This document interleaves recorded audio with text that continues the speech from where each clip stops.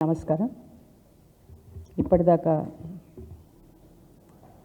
గౌరవనీయులు రమణాచారి గారు బ్రాహ్మణ పరిషత్ గురించి, బ్రాహ్మణ జాతిలో ఉన్న అనేక విషయాలను విపులీకరించినారు. అందులోని సాధక పథకాలు, స్పెషల్లీ బ్రాహ్మణ పరిషత్తుకు సంబంధించిన సాధక పథకాలన్నీ వివరించినారు.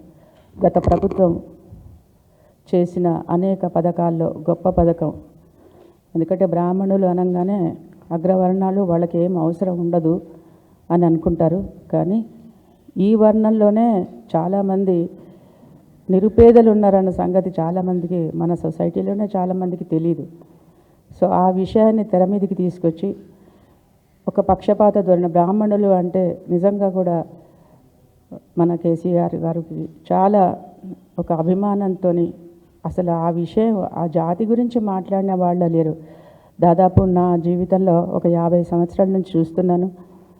బ్రాహ్మణుల కులం గురించి కానీ, వాళ్ళ విద్య గురించి కానీ, వాళ్ళ జీవిత ప్రమాణాల గురించి కానీ అడిగిన పాపాన ఏ ప్రభుత్వం పోలేదు.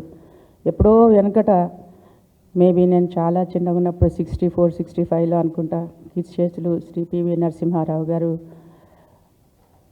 ధర్మపురిలో సంస్కృత పాఠశాలను పెట్టడము, అలాగే బ్రాహ్మణుల కోసమని కొన్ని ఎండోమెంట్స్ సంస్కరణలు చేయడము, ఆ తర్వాత మళ్ళీ ఆ విషయాల గురించి ఎప్పుడు అంటే బ్రాహ్మణుల గురించి ఆ టాపికే ఏది లేదు.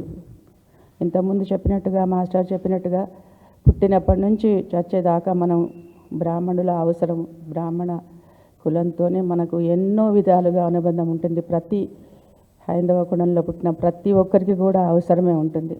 కానీ వాళ్ళకు మాత్రమే మనం మర్చిపోతాం. అట్లాంటి స్థితిలో ఉన్న పరిస్థితుల్లో తెలంగాణ అప్పటి ముఖ్యమంత్రి గారు కేసీఆర్ గారు బ్రాహ్మణ పరిషత్తును ఏర్పాటు చేయడమే కనుక కాకుండా అనేక పథకాలను కూడా ప్రవేశపెట్టినారు.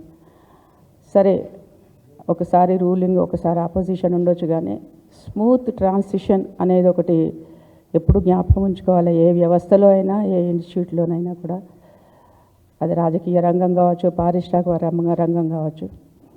అంతకుముందు ఏదైతే ప్రజలకు మేలు జరుగుతున్న పథకాలు ఉన్నాయో, ప్రభుత్వం మారంగానే అవి అంతకన్నా ఇంకా ఎఫెక్టివ్గా చాలా మంచిగా ప్రజలకు చేరాలి. కానీ అందులో అవాంతరం ఏర్పెడితే, మనమందరం ప్రజల సేవ కోసమే వచ్చినాం కదా, కుర్చీలు మారినంత మాత్రాన తేడా రాకూడదు అని మరొకసారి ప్రభుత్వానికి నేను విన్నవించుకుంటున్నాను.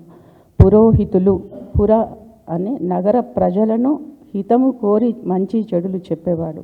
నీతి మార్గం ఏంటిది, ధర్మ మార్గం ఏంటిది, ఎలా ఉంటే జీవితం ప్రశాంతంగా ఉంటుంది, సహజీవనం చేయగలం అందరం కలిసి అనేది మంచి చెప్పే పురోహితుడికే కష్టం వస్తే మరి ప్రభుత్వం రాకుండా ఇంకెవరు ఆదుకుంటారు? నా ఎరుకలో నా ఒక చిన్న అనుభవం చెప్తాను.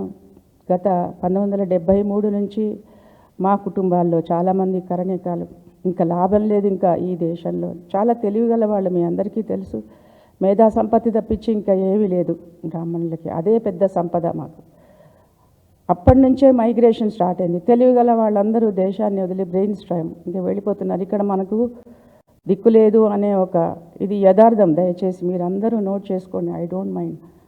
చాలామంది 1973 నుంచి, అంతకం పూర్వం కూడా కొంచెం అడపాదడపా చూసేవాళ్ళం, కానీ 73 నుంచి చాలామంది దేశం వదిలేసి వెళ్ళిపోతున్నారు. చాలా గొప్ప సైంటిస్టులు, గొప్ప డాక్టర్స్, ఒక 800 మంది పనిచేస్తున్న chief of a hospital doctor కూడా బ్రాహ్మణుడే. అలాంటి వేరే దేశాల్లో అంత గౌరవ మర్యాదలు పొందుతున్న, ప్రపంచం అంతా వ్యాప్తంగా బ్రాహ్మణులు వెళ్ళి అచీవ్ చేస్తున్నారు. కానీ ఈ దేశంలో బతకలేకుండా, ఇది చాలా సాడ్ విషయం. అట్లాగే ఇలా ప్రపంచమంతా వ్యాపించిన వాళ్ళల్లో మా కుటుంబాల సభ్యులు కూడా, మా చుట్టాలు కూడా చాలామంది ఉన్నారు. గత 4-5 నెలల నుంచి మేము అనేక phone calls, international calls receive చేస్తున్నది ఏంటంటే ఇవే కంప్లైంట్స్. వీళ్ళు ఇక్కడ స్కాలర్షిప్స్ తీసుకుని అమెరికాకు వెళ్ళిపోయినారు, లేకపోతే ఆస్ట్రేలియా పోయినారు.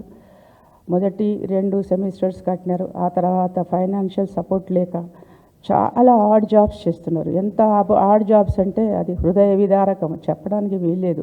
ఒక బ్రాహ్మణ పుట్టుక పుట్టి అంటే అన్ని పనులు చాలా గొప్పవే, ఏ పని చిన్నది పెద్దది అని నేను చెప్పడం లేదు. కానీ చేయరాని పనులు పాపం వాళ్ళు అలా పస్తులు పండుకుంటూ చేస్తున్నారు. అక్కడున్న వాళ్ళందరూ కూడా ఇండియన్స్ హెల్ప్ చేస్తున్నారు. కుల మతాలకు అతీతంగా కూడా ఈ బ్రాహ్మణ పిల్లలకు హెల్ప్ చేస్తున్నారు. కానీ ఇక్కడి నుంచి అందాల్సిన ఏదైతే సహాయం తప్పకుండా గవర్నమెంట్ నుంచి అంతకుముందు లాగానే అందాలని మరొకసారి ఈ ప్రభుత్వానికి, మన ముఖ్యమంత్రి గారు రేవంత్ రెడ్డి గారికి ఈ వేదిక ద్వారా మళ్ళొకసారి నేను విన్నవించుకుంటున్నాను.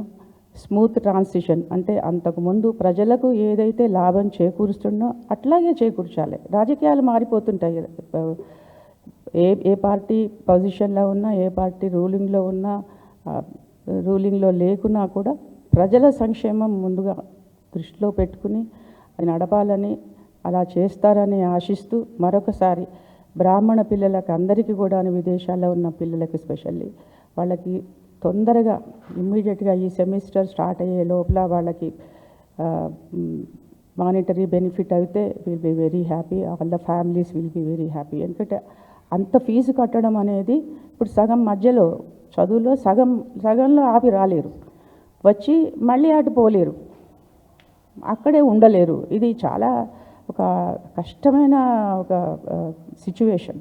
ఇది అర్థం చేసుకుంటుందని గవర్నమెంట్ దానికి సరిపడా రేపు ఒక మీటింగ్ కూడా ఉంది అని అంటున్నారు కనుక అందులో కనీసం డెసిషన్స్ తీసుకోవాలని మళ్ళొకసారి విన్నవించుకుంటున్నాను బ్రాహ్మణ సమాజం తరఫున.